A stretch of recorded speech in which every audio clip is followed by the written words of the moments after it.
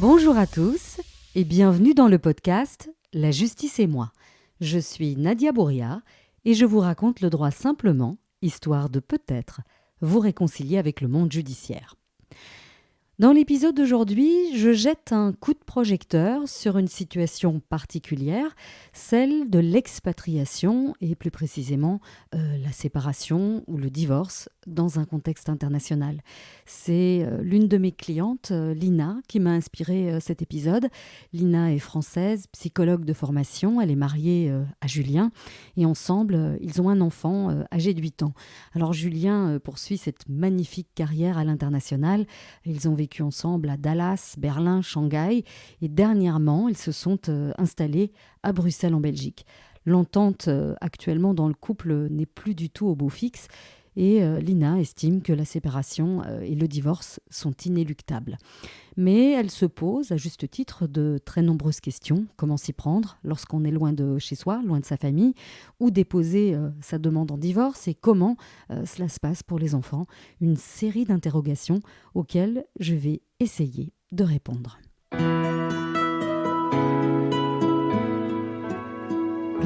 La vie d'expatrié peut paraître, vue de l'extérieur, elle peut paraître idyllique. On vit à l'étranger, la plupart du temps dans des quartiers huppés de sa ville. Les enfants fréquentent souvent une école internationale, ils sont multilingues. Le mari a un job hyper bien payé, sur le papier. C'est la vie de rêve. Mais derrière cette image d'Épinal, il y a une réalité qui est parfois ignorée ou sous-estimée par les expatriés eux-mêmes d'ailleurs.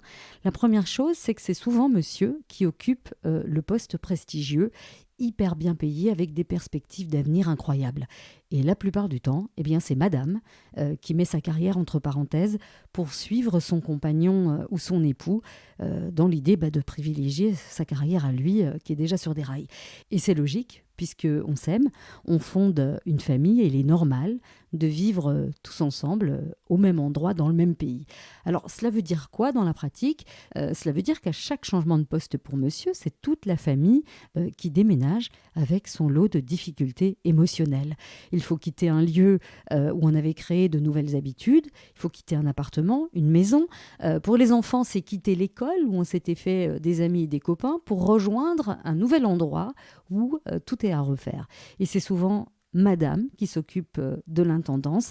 Elle s'occupe de la gestion administrative, rassembler les documents pour obtenir le visa, organiser le déménagement, faire les caisses, louer le conteneur pour expédier les meubles parfois à l'autre bout du monde. C'est s'occuper de la location ou parfois de l'achat à distance d'un nouveau logement, l'inscription des enfants dans la nouvelle école, etc. Et une fois installé dans le nouveau pays, il faut s'adapter à une nouvelle culture, de nouvelles mœurs, soutenir les enfants qui ont changé d'école. Bref, il faut se faire à ce nouvel environnement. Et il n'y a pas que madame et les enfants qui sont perturbés. Monsieur aussi doit s'adapter au nouveau pays, à la nouvelle culture, aux nouveaux collègues et parfois à la nouvelle culture d'entreprise. Et même si la société de monsieur apporte parfois une aide aux familles, ces déménagements successifs sont très éprouvants pour tous. Tant que le couple est solide et qu'il fonctionne, on arrive à surmonter ce stress et les difficultés.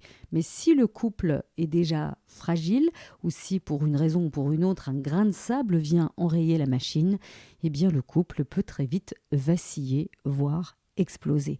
Les conseils que je vous ai donnés dans le premier épisode de cette deuxième saison, un divorce, ça se prépare, sont bien sûr valables pour les couples d'expatriés. Si vous ne l'avez pas encore entendu, allez l'écouter et revenez ici ensuite.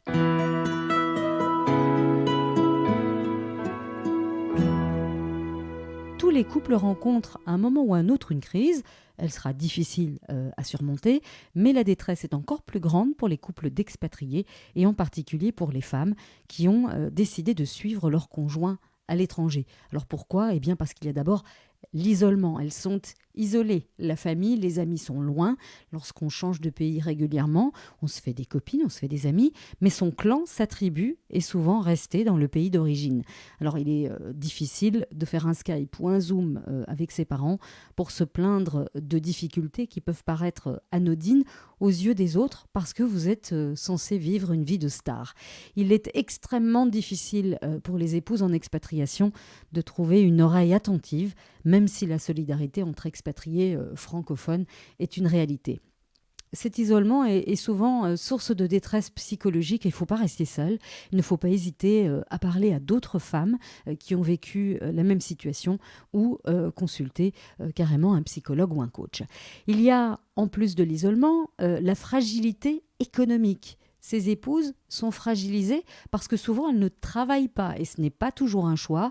Soit le visa a été obtenu grâce au contrat de travail de monsieur et il ne lui permet pas de travailler dans le pays d'accueil, soit la famille ne reste pas assez longtemps pour lui permettre de développer une activité ou de trouver un travail salarié. C'est vrai que certaines entreprises rechignent à embaucher une femme en situation d'expatriation parce que par définition, elle va partir dans 2, 3 ou 5 ans. Cet isolement et cette dépendance économique peut être très mal vécu par certaines femmes et avoir une répercussion négative sur le couple et la famille. Si les tensions dans le couple se muent en difficulté conjugale, certaines femmes vont basculer dans une situation cauchemardesque parce qu'elles sont loin de chez elles et qu'elles ne peuvent tout simplement pas partir puisqu'elles n'ont pas les moyens. Certaines subissent d'ailleurs des violences psychologiques, économiques, voire physique. Et c'est ce que Lina vit en ce moment.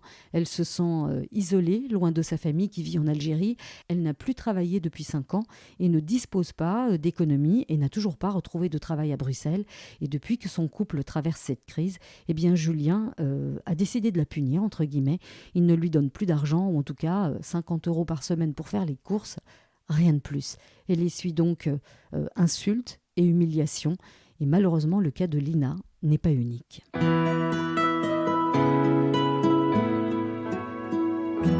Quels sont les réflexes à adopter lorsque l'on rencontre ce genre de difficultés conjugales, que l'on soit au bout du monde ou à quelques centaines de kilomètres de chez soi ? Eh bien, première chose, si malgré les tensions, les difficultés, monsieur est relativement ouvert à la discussion, une thérapie de couple pourra peut-être permettre de comprendre la dynamique sous-jacente à ces tensions et peut-être permettre de sortir de cette situation.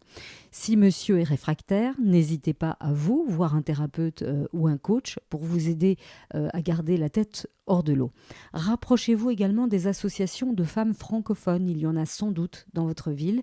Elles pourront à minima vous apporter du soutien.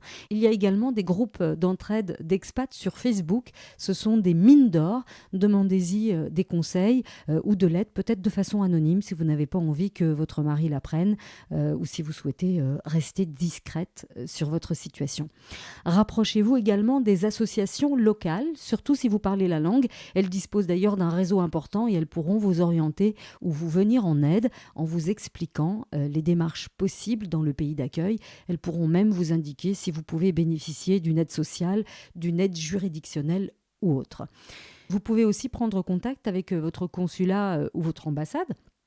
Prenez simplement rendez-vous avec le ou la consul qui a sans doute lui-même ou elle-même un réseau sur place. Alors, les consulats et les ambassades ne disposent pas à proprement parler d'un service social, mais ils pourront vous apporter un certain nombre d'aides, à commencer par le remplacement de vos pièces d'identité en cas de nécessité. Les ambassades belges et françaises dans le monde peuvent d'ailleurs mettre à votre disposition une liste d'adresses d'avocats, de médecins et d'interprètes locaux afin de vous aider dans vos différentes démarches.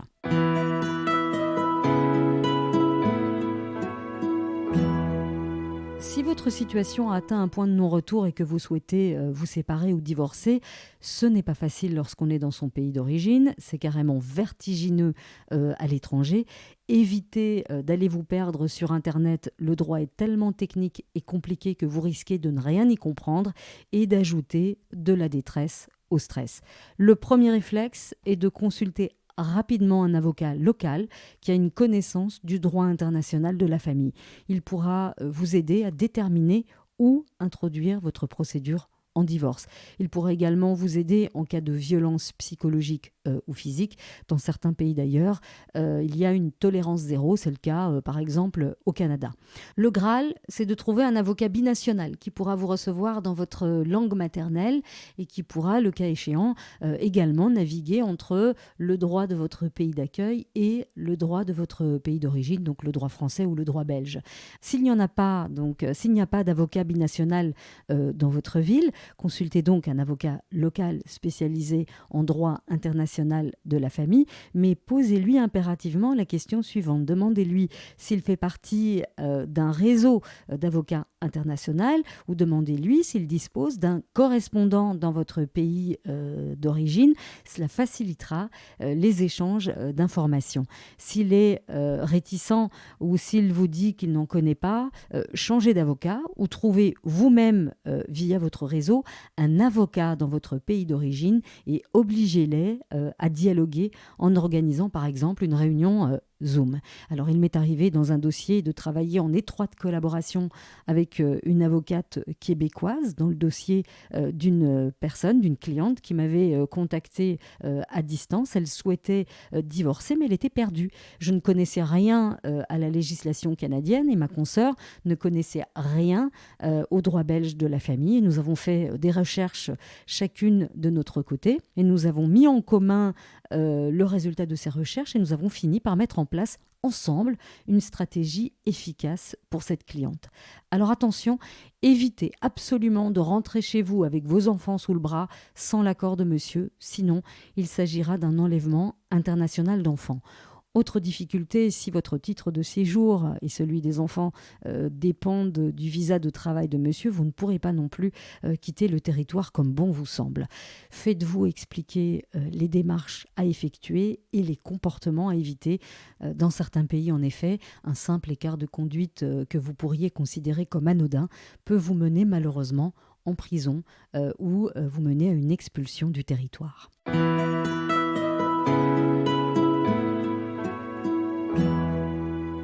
Introduire la procédure en divorce? C'est la question à 1 million d'euros.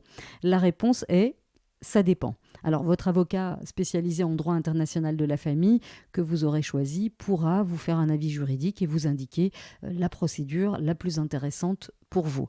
Alors, si vous êtes dans un pays européen, la situation est entre guillemets plus simple puisque des textes européens prévoient à la fois les règles sur la compétence du juge, c'est-à-dire le tribunal où vous pouvez déposer votre dossier, et quelle loi le juge saisi pourra appliquer.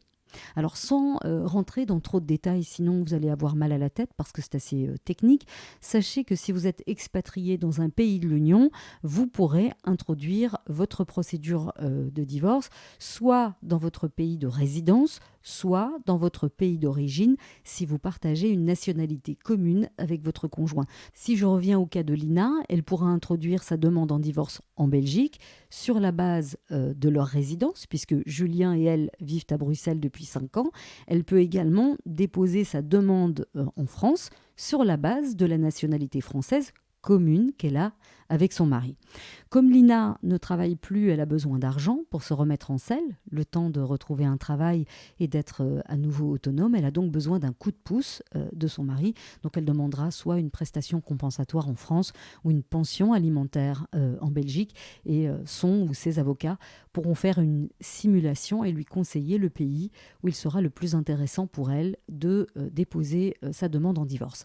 Alors en général, sachez que le premier juge saisi reste compétent. Donc si par exemple Lina dépose une demande en divorce à Paris et que Julien fait de même mais à Bruxelles 2 semaines plus tard, eh bien ce sera le juge parisien qui devrait garder le dossier. Le juge compétent pour le divorce le sera également pour les questions relatives aux enfants, c'est-à-dire qu'il pourra trancher tout ce qui concerne l'autorité parentale, l'hébergement des enfants et la prise en charge de leur entretien et leur éducation. Alors enfin, je ne vous le répéterai jamais assez, si c'est possible, discutez, négociez, prenez le temps, il en va de la santé mentale de vos enfants. C'est insupportable pour eux de vous voir vous déchirer. Essayez d'obtenir un divorce par consentement mutuel en négociant chacun des points que j'ai évoqués plus haut. Mieux vaut un mauvais arrangement qu'un bon procès. Un accord, c'est plus rapide, moins cher et bon pour votre santé mentale. C'est tout pour aujourd'hui. Merci de m'avoir suivi et comme d'habitude, n'hésitez pas à commenter, à poser vos questions et surtout, abonnez-vous via votre plateforme d'écoute préférée. À très bientôt.